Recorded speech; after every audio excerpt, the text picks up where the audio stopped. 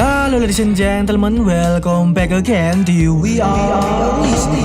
Terima kasih buat kalian yang sudah mengklik video ini dan enjoy the story. Dan gak usah berlete-lete lagi, langsung aja kita lanjutkan alur cerita Legend of Martial Immortal episode 58. Let's go!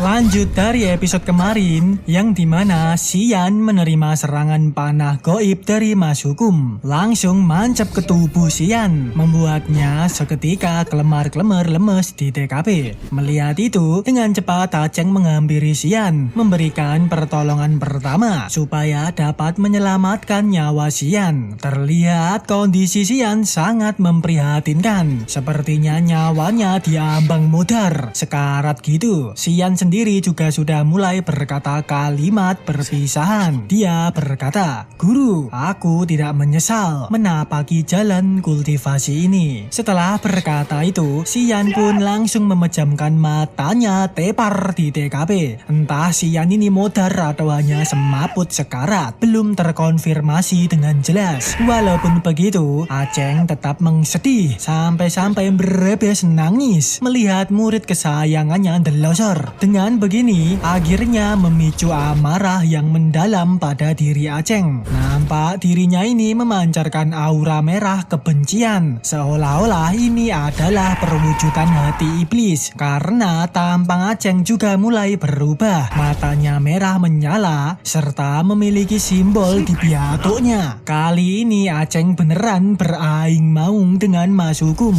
Dan pada kesempatan ini, Mas Hukum pun menjalankan rencana liciknya, yaitu menggunakan mantra penyebar informasi untuk memberitahukan pada publik kalau Aceng sekarang sudah menjadi iblis dan membantai makhluk hidup tak berdosa. Dengan menggunakan jimat sakti tersebut, Mas Hukum dapat menyebarluaskan berita tersebut. Sedangkan untuk Aceng, dia langsung meluncur berupaya ngeponteng-ponteng Mas Hukum di TKP. Tak diduga, kemarahan Aceng yang ganas membuat kekuatannya sedikit meningkat. Bahkan Mas Hukum bisa dengan mudah dijotos mundur, diponteng-ponteng habis-habisan oleh Aceng sampai nggak memiliki kesempatan untuk melakukan serangan balik. Sementara di sisi lain, jimat yang disebarkan Mas Hukum telah sampai ke penjuru benua. Semua orang menerima dan mengetahui pesan hoaks yang dibuat Mas Hukum.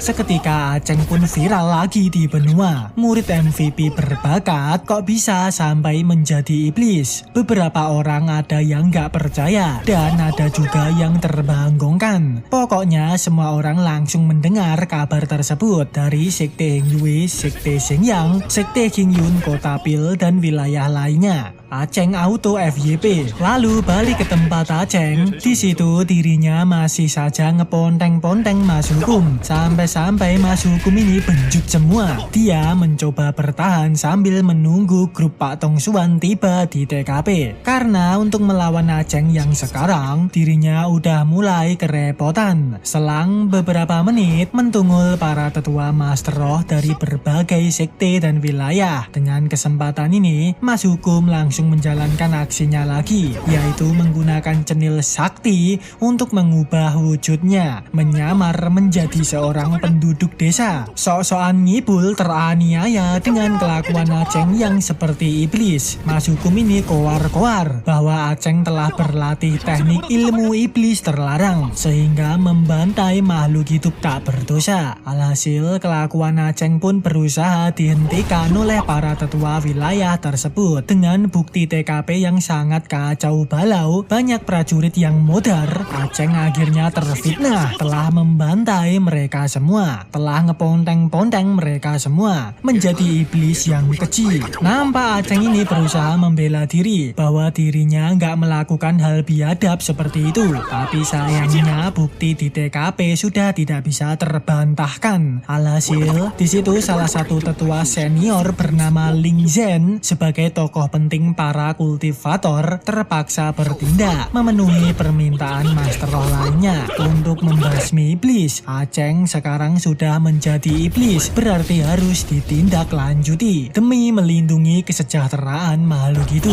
Segeralah para tetua dan Master Roh lainnya bekerja sama untuk menyerang Aceng. Dengan begini mau nggak mau Aceng harus melawan mereka semua karena dia juga tidak diberi kesempatan untuk menjelaskan. Nggak ada yang mempercayai perkataannya. Walaupun untuk beberapa saat Aceng sanggup bertahan, namun kekuatan tetua Ling Zhen jauh lebih hebat. Alhasil Aceng pun terpukul mundur. Delosor menerima serangan ilahi tetua Ling Zhen. Tertujup tombak sakti. Aceng udah nggak bisa berbuat apa-apa lagi. Hanya kelemar-kelemar lemes di TKP. Bahkan nggak sampai di situ aja. Para tetua dan Master Roh lainnya masih aja meluncurkan serangan bersama-sama untuk ngefatality Aceng menggunakan serangan panah bejibun. Dan Aceng hanya bisa pasrah aja serta bergumam di dalam hati, jika ada kehidupan mendatang, aku akan menjadi raja iblis yang tak terkalahkan, menggunakan darah dan tulang untuk membangun jalan pembalasan dendam ini. Setelah berkata itu,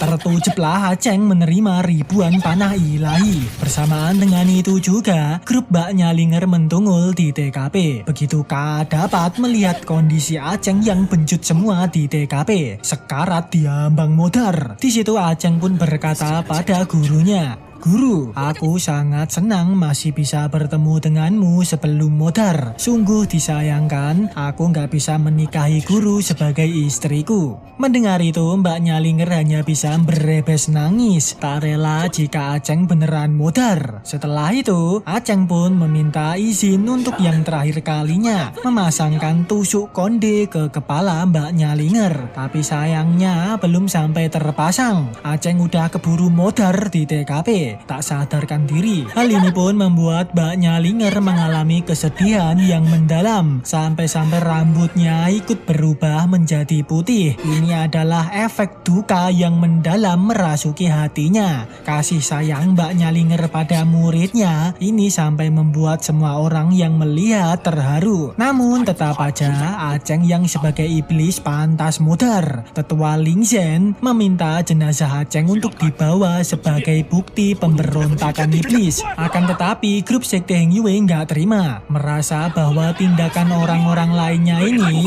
udah keterlaluan. Begitu juga dengan Mbak Nyalinger. Dia menegaskan jika ingin membawa jenazah Aceng maka harus melewatinya dulu. Mbak Nyalinger dan sekte Heng Yue nggak akan menyerahkan jenazah Aceng. Dan saking ngamuknya Mbak Nyalinger, dia membakar energi intinya untuk meningkatkan kekuatan dengan paksa, bertekad melawan semua orang yang ingin mengambil jenazah Aceng. Tak lama kemudian, gerombolan Pak Tong Xuan tiba di TKP, mencoba menghentikan kelakuan Mas Ketua Ding Tian dalam membela Aceng. Pak Tong Xuan ini koar-koar, mengatakan kalau sekte Heng Yue harusnya membela kebenaran. Untuk apa melindungi Aceng iblis yang telah membantai para prajurit manusia fana? Reputasi baik sekte Heng Yue selama bertahun-tahun akan hancur karena hal ini. Lalu Mas Ketua Ding Tian menjawab bahwa Aceng gak mungkin menjadi iblis seperti itu. Banyak hal mencurigakan dalam tragedi ini, masih perlu diselidiki. Nggak boleh langsung asal nuduh kayak gitu. Tetapi tetap aja Pak Tong Xuan nggak menggubris perkataan Mas Ding Tian